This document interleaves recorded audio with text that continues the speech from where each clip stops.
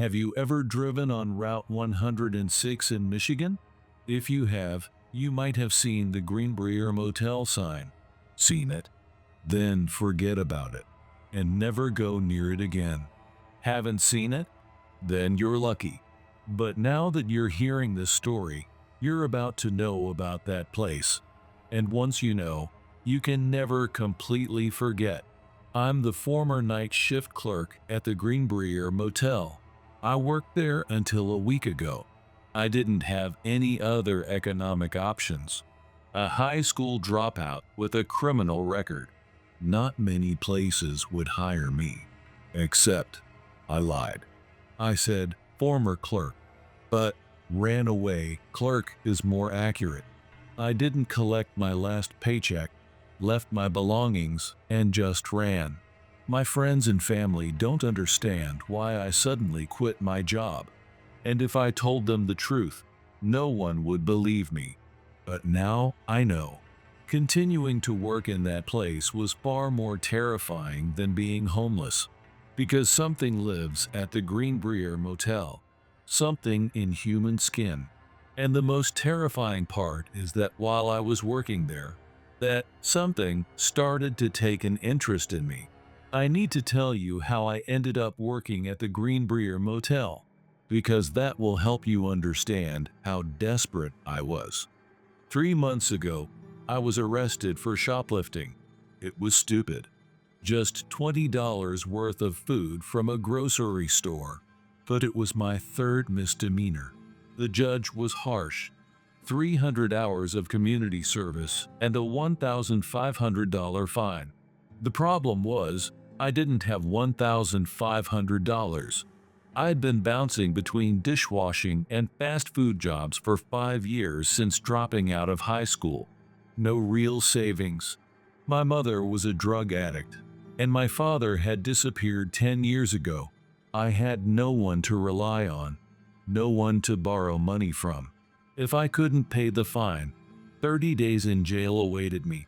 With a criminal record, even 30 days would make it even harder to find work. It was a vicious cycle. So I frantically searched Craigslist for job postings. I chased after words like no experience necessary, immediate hire, and cash daily. And I found the ad for the Greenbrier Motel. Night auditor wanted. No experience needed. 5 days a week. $15/hour. Interviews available immediately. $15 an hour was the most I'd ever made. $600 a week would let me pay off the fine in 3 weeks. On the day of the interview, as I drove to the motel, I felt hopeful. Maybe I could finally get my life back on track. Little did I know, it would be the worst decision of my life. It all started a week ago on Monday, my first day, when the owner, Frank, hired me. Frank was a man in his late 60s, with the stern demeanor of a former military man. White hair, a tanned face, and sharp blue eyes. His speech was direct and to the point. The night shift is easy, He said, check-ins, check-outs, occasional inventory. That's it. When he showed me around the motel, I was surprised by the age of the building. It was probably built in the 1960s, with over 50 years etched into its exterior. The paint was peeling, and half the neon sign flickered.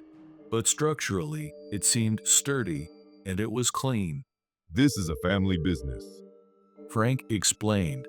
My father built it in 1967, before Interstate 75 came along. It used to be busier. Now, we rely on a special clientele. Special clientele? People who value privacy. People who don't want to be asked questions. People who pay in cash. At the time, I thought he meant cheating spouse going through a divorce, or business travelers hiding from their families. It was certainly quiet. A dilapidated motel on a secluded highway, 15 miles to the nearest town, 8 miles to the nearest gas station, surrounded by deep forest, and cell phone reception was weak. I had plenty of time to read and play computer games. Frank didn't seem to care about my background either. Your past doesn't matter. He said, Just work hard here. but from the first day, something was off. First, the smell. When the wind shifted, the entire parking lot would be enveloped in the smell of rotting meat. Not just decay, but a more complex, unsettling odor. Sweet, chemical, and sickening. Even when I quickly closed the window, the smell would seep in through the air conditioning system.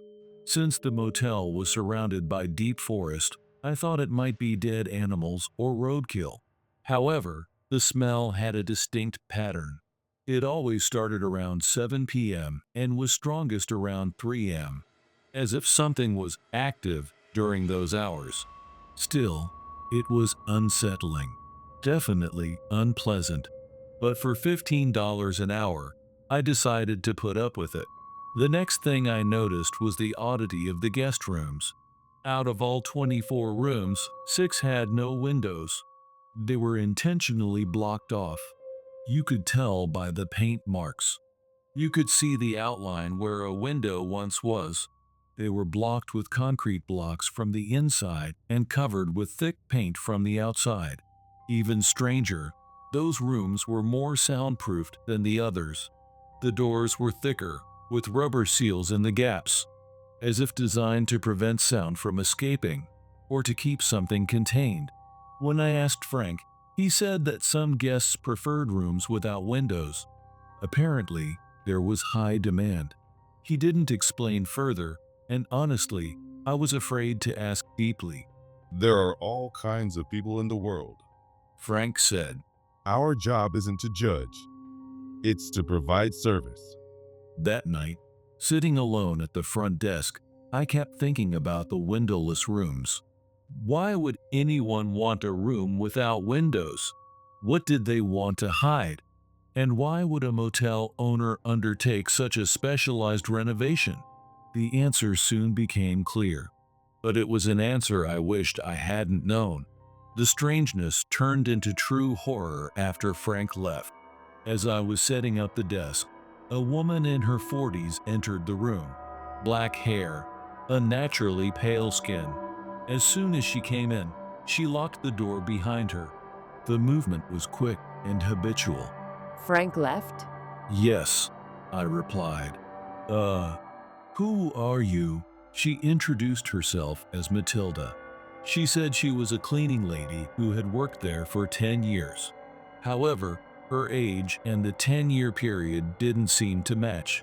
She looked to be in her 40s, but her voice had the fatigue of an old person, as if she had lived much longer than her actual age. After a few minutes of small talk, she suddenly approached the counter and lowered her voice.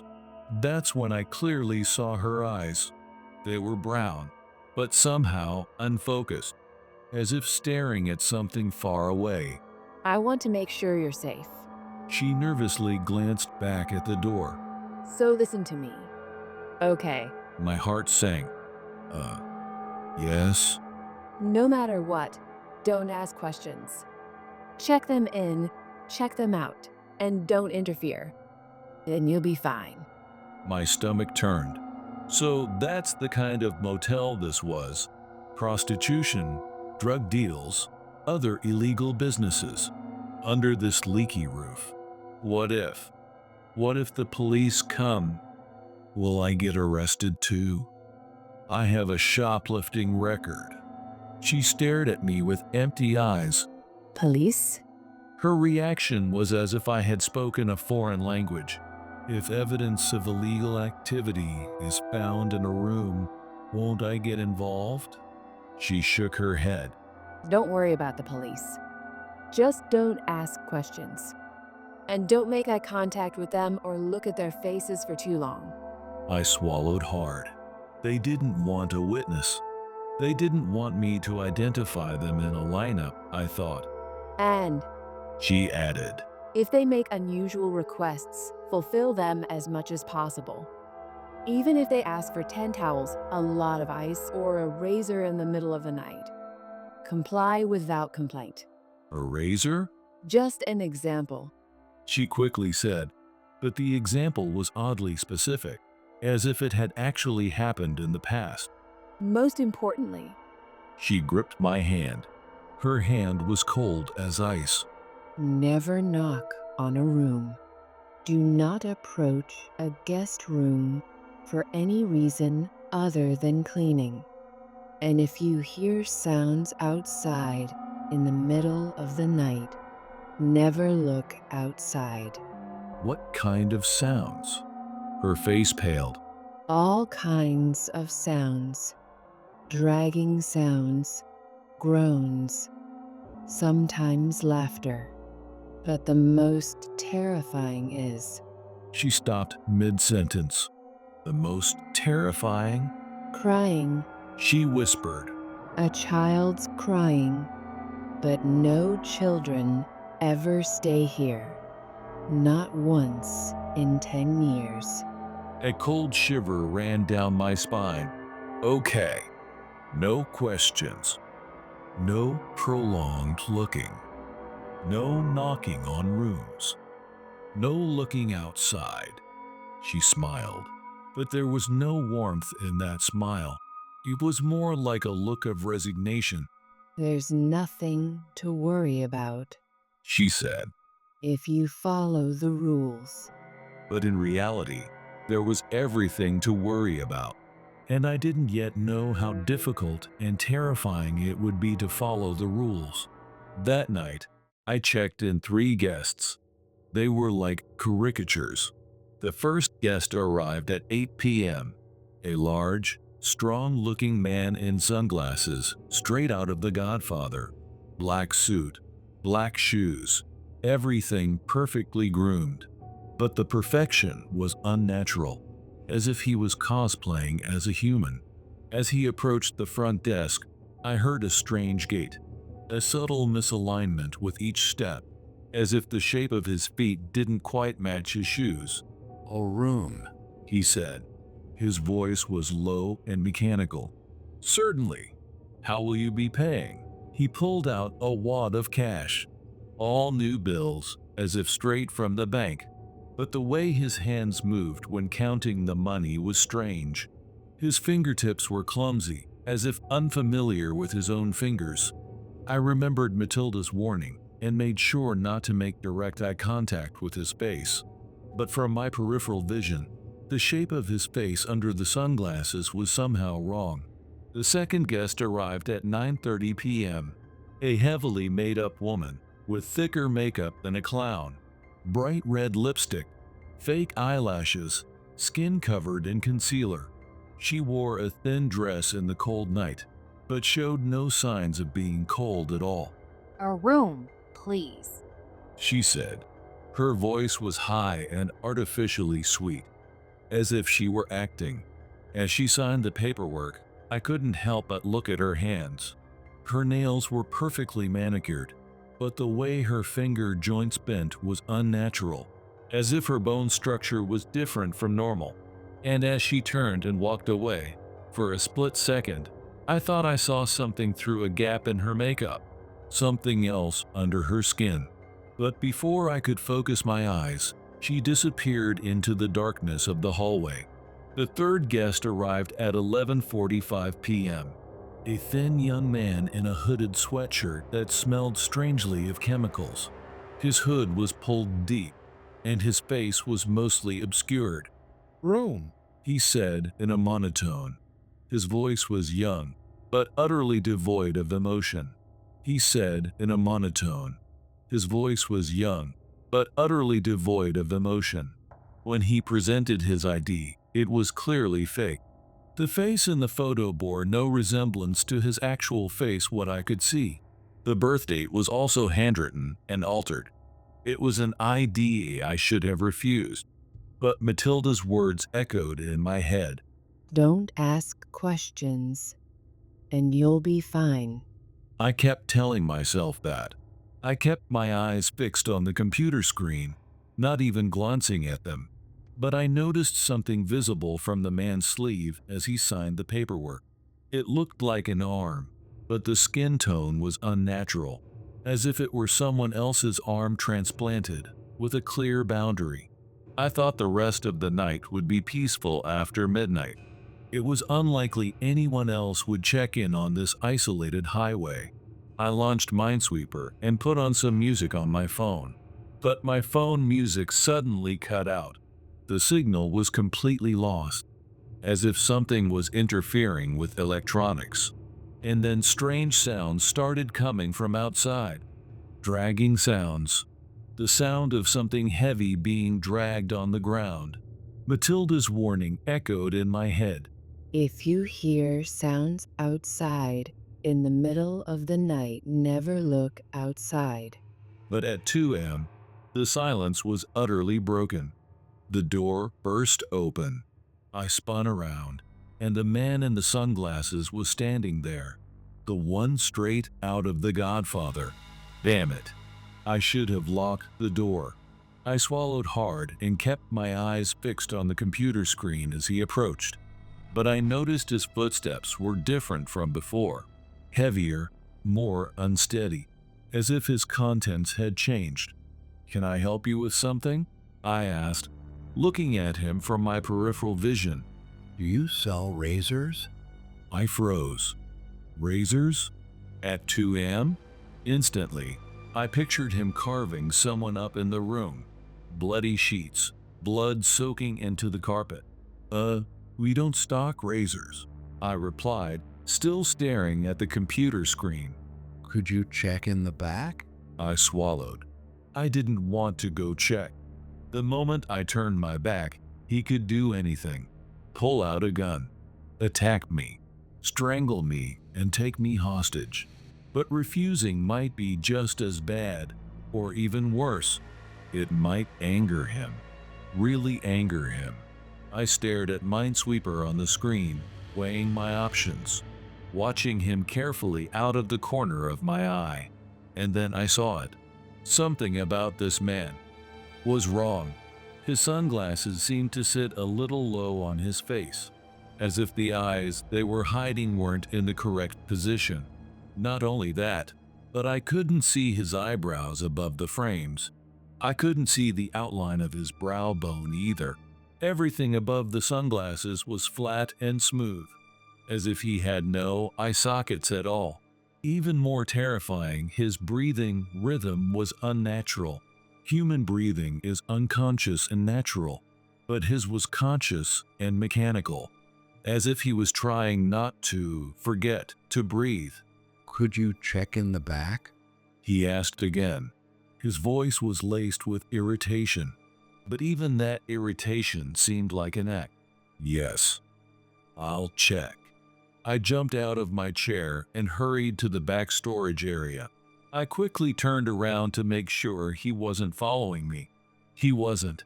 In the storage room, I frantically searched for razors, but at the same time, I couldn't help but wonder why he needed a razor.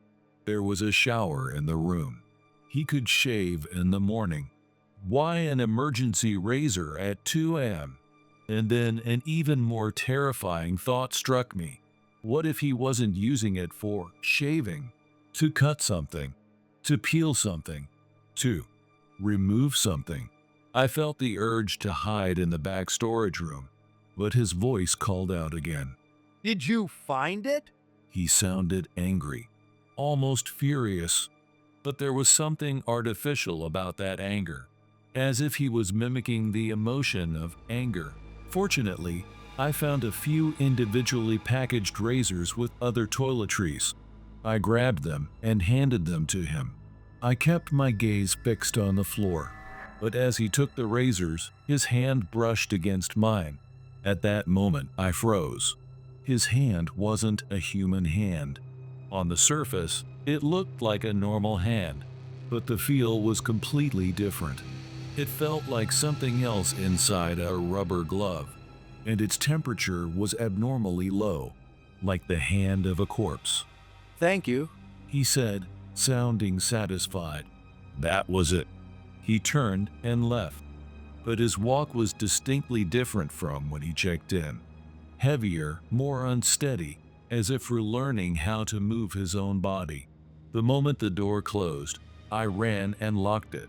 I pulled down the blinds and sat back at the front desk. My heart was pounding in my chest. All I could think of was the man's strange facial shape and the sensation of his unnaturally cold hand. And as I sat there, something dawned on me. All 3 guests I had checked in since the start of my shift, the Godfather man, the heavily made-up woman, and the hooded man, all of them had something covering their face or head. The woman's clown-like makeup wasn't an exaggeration. Her foundation was so thick it was cracking around her eyes and lips. Her fake eyelashes were long like spider legs, like a mask to cover her real face. The hooded man had his hood pulled so tight over his head that I couldn't see his ears or hair. And now that I thought about it, the shape of the hood was also unnatural, as if the head inside was not of a normal shape, as if they all needed to hide something not human. The wait until morning felt like an eternity. The moment the day shift worker arrived, I fled. I sped home and slept for a long time. All night, I had nightmares of faceless people and spider-like eyelashes. And in my dreams, someone was calling my name, in a voice I didn't know, in a language I had never heard. But even when I woke up, the voice continued to echo in my head. 3 days after that terrifying first night, I sat at the front desk, rubbing my heavy eyelids. The nightmares from the previous night, faceless figures and spider-like eyelashes, wouldn't leave my mind. Tonight was quiet. The parking lot lights illuminated the vacancy neon sign, but there were no guests. They must have all checked in during the day. I locked the door, sipped my coffee, and started reading. But the silence didn't last long. Around midnight, a loud noise echoed from outside. A thud, as if something had violently collided. I threw my book down and rushed to the window. Room 16's door was wide open. I scanned the parking lot, but there was no one. The walkway was empty. The room inside was dark, and the lights weren't on. I checked room 16 on the computer. No reservation for tonight. Should I go close the door? I hesitated. It was the middle of the night, and there was no one around. Only the headlights of occasional passing cars cut through the darkness. If someone had broken into the room and attacked me, no one would hear my cry for help. Instead, I rewound the security camera footage. The footage showed the door opening and a woman with long black hair emerging from the room. Her face was obscured, hidden by her hair. The woman then disappeared into room 22. I checked room 22 on the computer. It was reserved under the name Cassandra Johnson. I frowned. Cassandra might have broken into an empty room and stolen something. Matilda must have forgotten to lock it after cleaning. I considered knocking on room 22, but stopped myself. I remembered the lesson. Don't meddle in other people's problems. Lock room 16 and return to the lobby. That's what a MOTEL employee would do.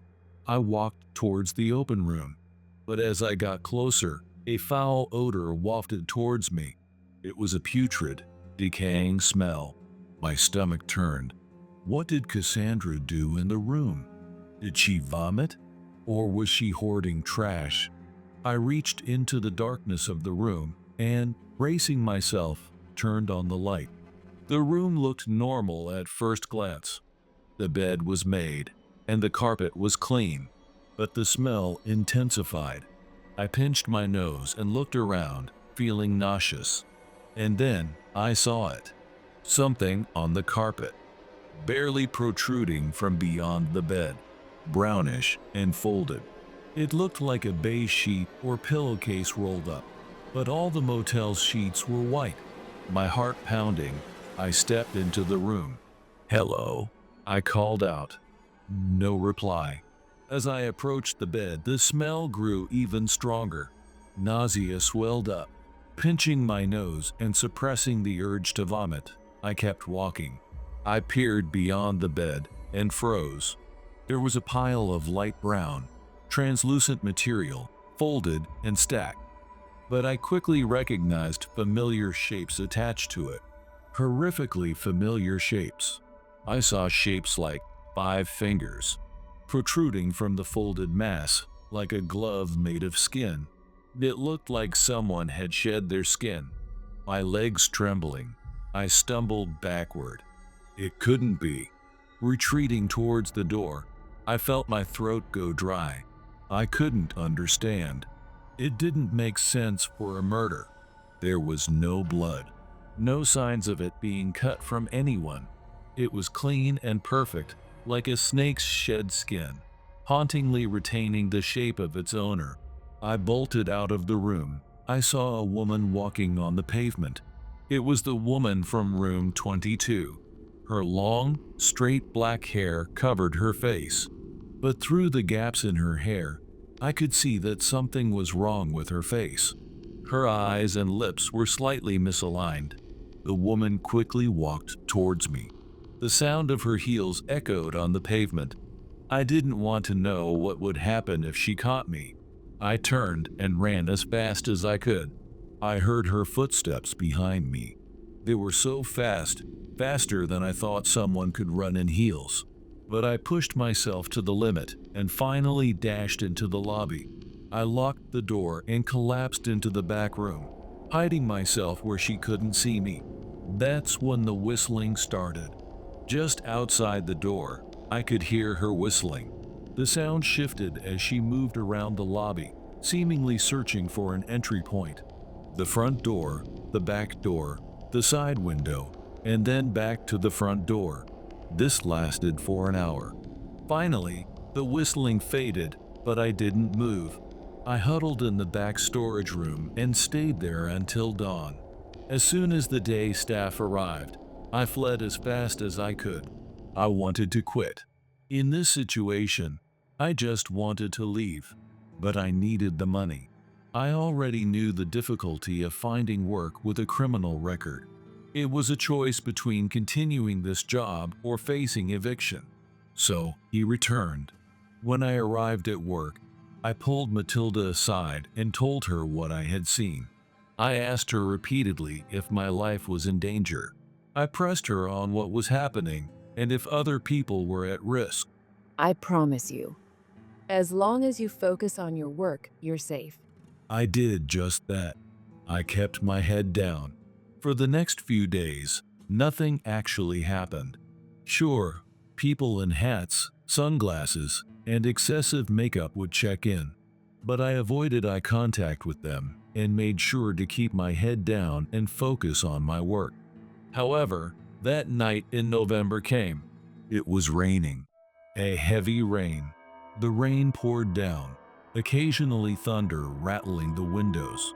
I didn't think any guests would come on a night like this.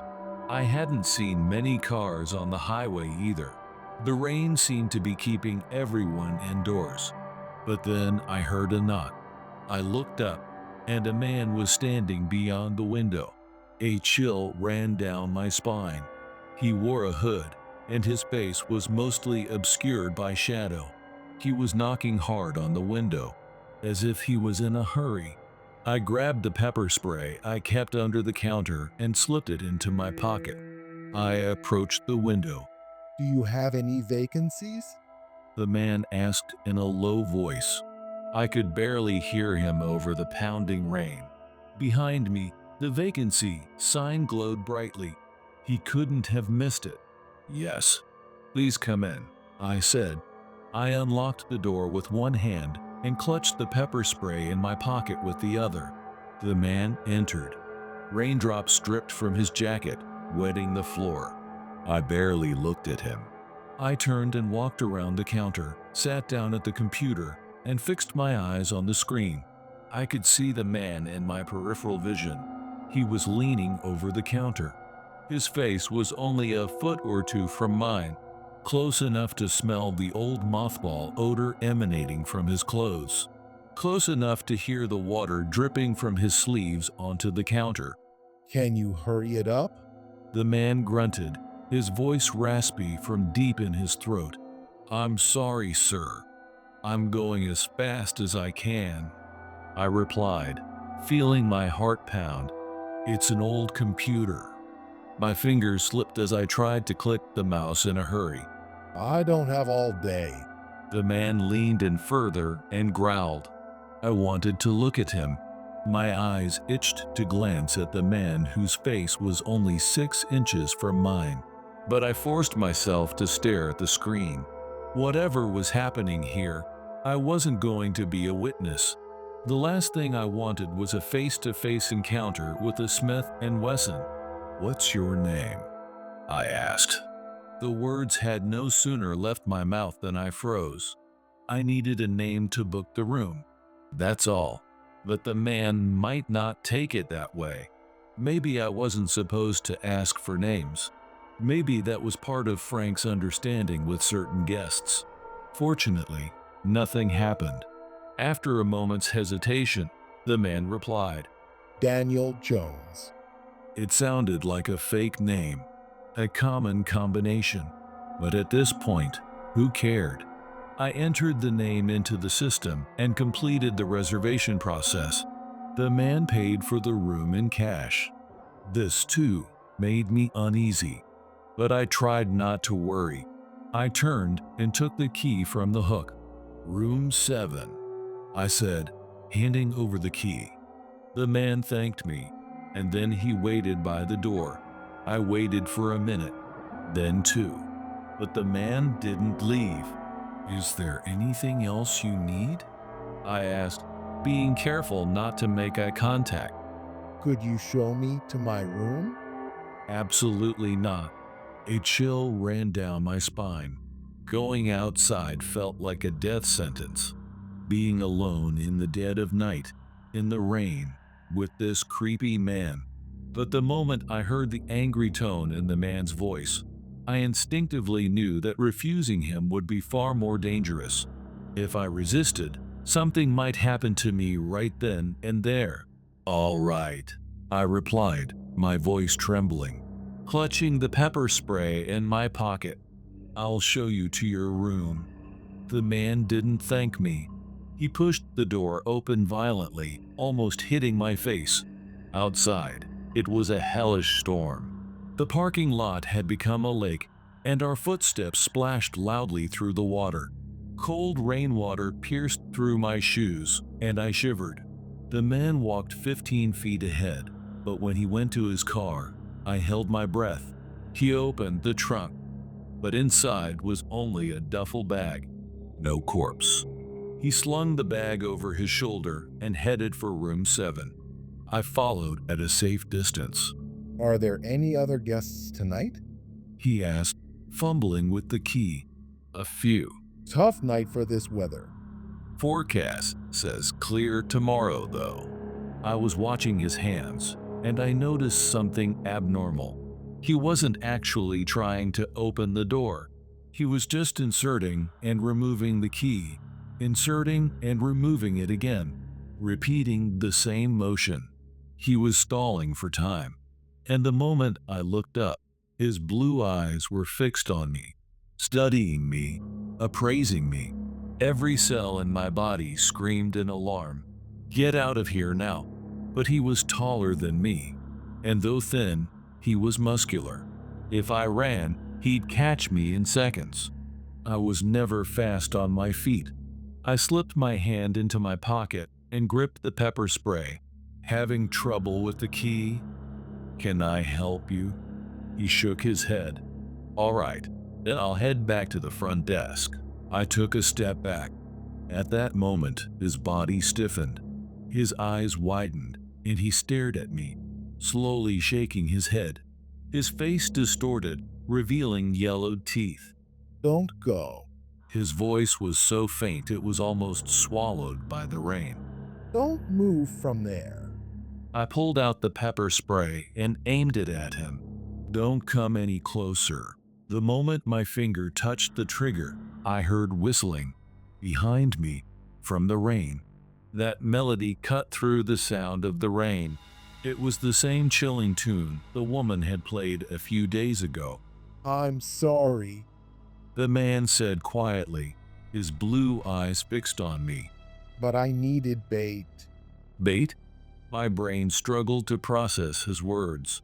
As I staggered backward, the whistling grew louder. I turned around and saw a figure walking across the parking lot, illuminated by the faint streetlights. The pepper spray slipped from my hand and clattered to the ground. I turned on my heel and ran towards the lobby. The whistling stopped, and then the sound of heavy splashing footsteps pounded behind me, growing louder with every second. I opened the door, quickly closed it, and locked it. I pulled down the blinds and peered outside through a crack in the blinds. The woman was standing in the parking lot. It was her. Her hair and clothes were soaked with rain, but she was smiling, a distorted, enormous grin. It was a bone-chilling smile, and her eyes were abnormal, wide, filled with madness, and incredibly pale blue. In the darkness, it looked like she had no irises at all, just two pinpricks of pupils staring directly at my door. As she took a step forward, I rushed to the desk, grabbed my cell phone, and dialed 911. Hello? Greenbrier Motel. There's a man and a weird woman. A loud sound nearby. I ran to the window and looked out. The man who had reserved room 7 was running towards the woman. He was holding something up in his hand. It was a short knife, glinting in the rain. He's attacking her. I screamed into the phone. The woman's face changed.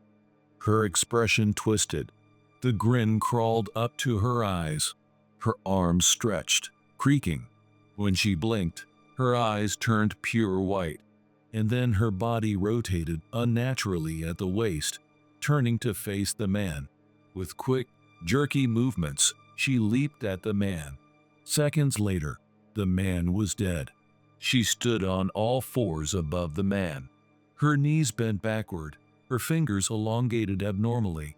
With another horrifying creak, her neck extended 2 feet and twisted like a snake. And then she looked at me. I screamed and jumped back from the window. I opened my mouth to speak, but only a faint sound came out. When I returned to the window, the woman was standing over her prey. She had returned to her normal appearance. She stepped over the corpse and walked towards a room. Horrifyingly, she took out a key and opened room 22, and then she disappeared inside. Minutes later, the police arrived.